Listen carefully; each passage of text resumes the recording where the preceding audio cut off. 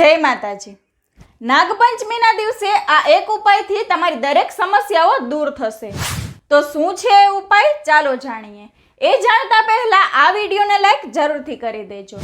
તમારી દરેક સમસ્યાઓને દૂર કરવા માટે તમારે આ ઉપાય જરૂરથી કરવો જોઈએ। કેટલી સમસ્યાઓ કે તમારા ધારેલા કાર્યો પૂરા નથી થતા, તો એ પૂરા થઈ જશે। તમારા ઘરની અંદર બીમારીઓ છે તો એ બીમારી દૂર થઈ જશે। તમારા ઘરની અંદર કજિયા કંકાસ છે તો એ પણ દૂર થશે। તો શું કરવાનું છે, ચાલો જાણીએ।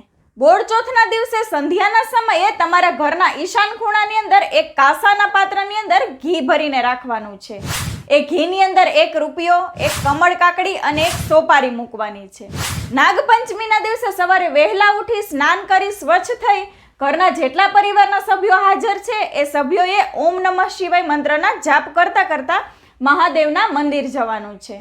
પછી એ કમળ કાકડી, રૂપિયો અને સોપારી શિવલિંગની બાજુમાં મૂકી દેવાની છે અને એ ઘી છે એ શિવલિંગ પર અર્પણ કરવાનું છે।